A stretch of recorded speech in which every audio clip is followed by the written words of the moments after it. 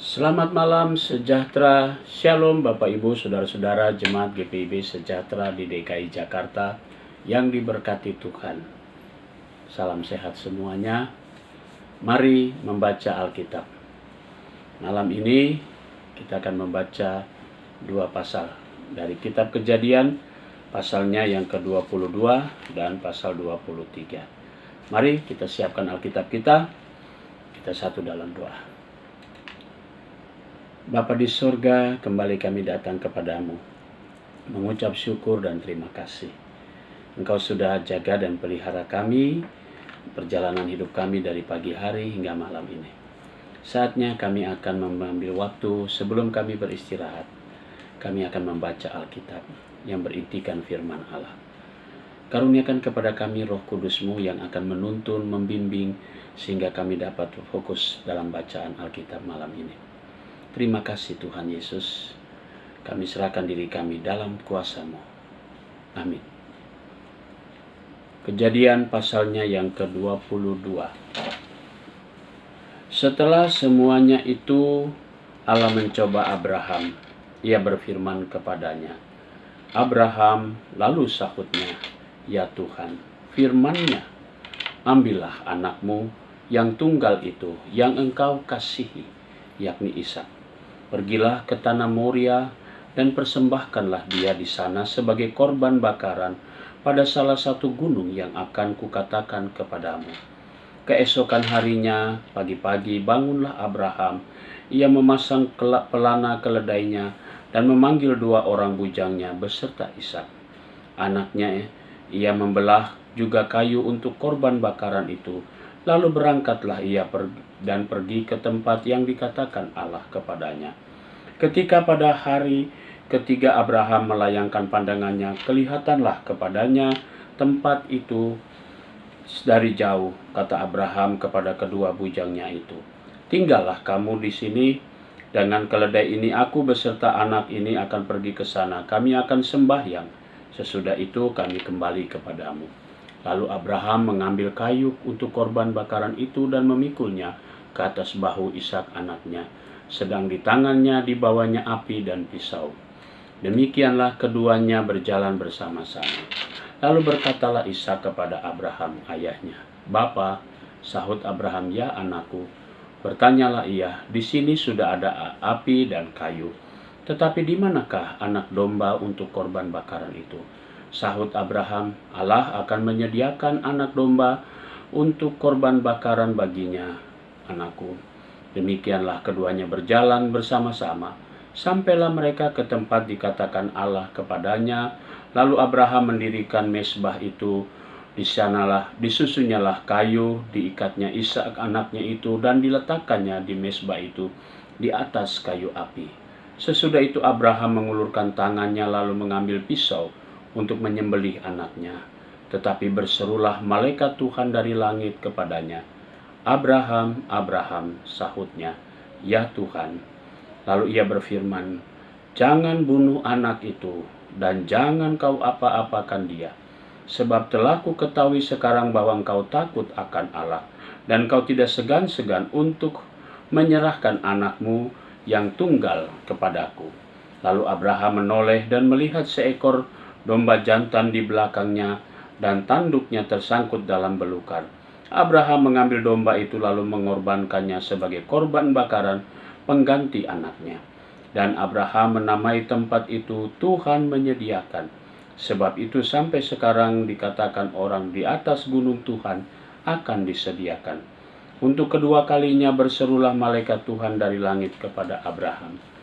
Lalu katanya, aku bersumpah demi diriku sendiri, demikianlah firman Tuhan.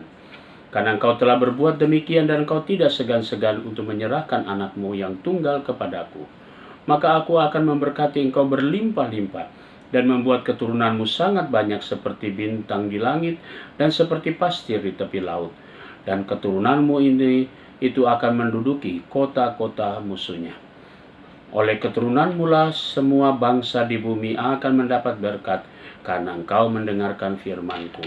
Kemudian kembalilah Abraham kepada kedua bujangnya, dan mereka bersama-sama berangkat ke Berseba, dan Abraham tinggal di Berseba.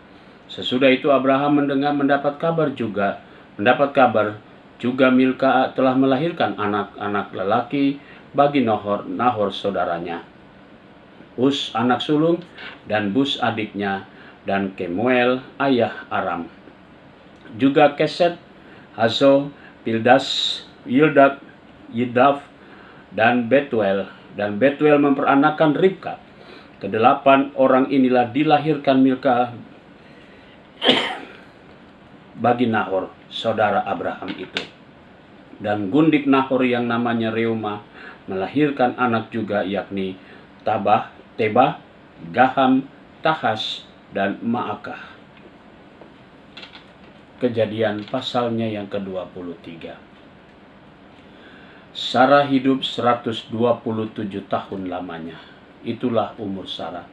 Kemudian matilah Sarah di Kiryat Arba, yaitu di Hebron, di tanah Kanaan. Lalu Abraham datang meratapi dan menangisinya. Sesudah itu Abraham bangkit dan meninggalkan istrinya yang mati itu, lalu berkata kepada Bani Het, "Aku ini orang asing dan pendatang di antara kamu. Berikanlah kiranya kuburan milik kepadaku di tanah kamu ini, supaya kiranya aku dapat mengantarkan dan menguburkan istriku yang mati itu." Bani Het menjawab Abraham, Dengarlah kepada kami, tuanku. Tuanku ini seorang raja agung di tengah-tengah kami. Jadi kuburkanlah istrimu yang mati itu dalam kuburan kami yang terpilih. Tidak akan ada seorang pun dari kami yang menolak menyediakan kuburannya bagimu untuk menguburkan istrimu yang mati itu. Kemudian bangunlah Abraham lalu sujud kepada Bani Het, penduduk negeri itu, serta berkata kepada mereka, "Jika kamu setuju bahwa aku mengantarkan dan menguburkan istriku yang mati itu, maka dengarkanlah aku dan tolonglah mintakan dengan sangat kepada Efron bin Zohar, supaya memberikan kepadaku gua Makpela miliknya itu yang terletak di ujung ladangnya. Baiklah itu diberikannya kepadaku dengan harga penuh untuk menjadi kuburan milikku di tengah-tengah kamu." Pada waktu itu Efron hadir di tengah-tengah Bani Het, maka jawab Efron, orang Het itu, kepada Abraham yang didengar oleh Bani Het, oleh semua orang yang datang di pintu gerbang kota, "Tidak, tuanku, dengarkanlah aku. Ladang itu kuberikan kepadamu, dan gua yang ada yang di sana pun kuberikan kepadamu. Di depan mata orang-orang sebangsaku kuberikan itu kepadamu. Kuburkanlah istrimu yang mati itu." Lalu sujudlah Abraham di depan penduduk negeri itu, serta berkata kepada Efron dengan didengar oleh mereka, "Sesungguhnya jika engkau suka, dengarkanlah aku.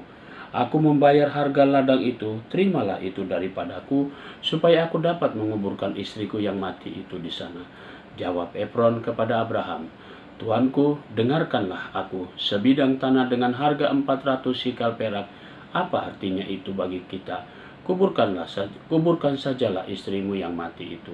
Lalu Abraham menerima usul Efron, maka ditimbangkannyalah perak untuk Efron sebanyak yang dimintanya, dengan didengar oleh Bani Het itu, 400 sikal perak, seperti yang berlaku di antara para saudagar. Demikianlah ladang Efron yang letaknya di Makpela di sebelah timur Mamre, ladang dan gua yang di sana, serta segala pohon di ladang itu, bahkan di seluruh tanah itu sampai ke tepi-tepinya, diserahkan kepada Abraham menjadi tanah belian di depan mata Bani Het, di depan semua orang yang datang ke pintu gerbang kota.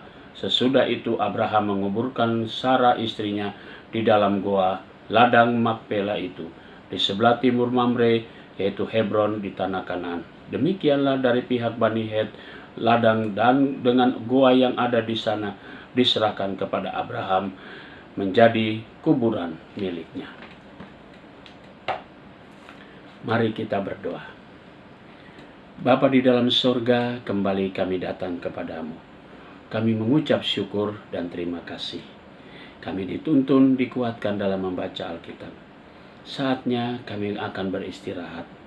Bungkus kami, jaga dan lindungi kami, sehingga kami dapat tidur dengan baik, tubuh kami dapat beristirahat, dan besok pagi atas perkenan Tuhan kami boleh bangun, dan kami dapat mempersiapkan diri untuk memasuki hari yang baru dengan segala tanggung jawab yang Tuhan percayakan. Berkati jemaat GPB Sejahtera di DKI Jakarta. Berkati istirahat mereka, berkati juga jemaatmu yang saat ini sedang dalam masa isolasi mandiri. Tuhan berkati semuanya sehingga mereka dapat menikmati berkat Tuhan, pemulihan secara berangsur-angsur. Inilah doa kami Tuhan, inilah ucapan syukur kami. Dalam nama Tuhan Yesus kami berdoa. Amin. Selamat malam, selamat beristirahat. Tuhan memberkati saudara.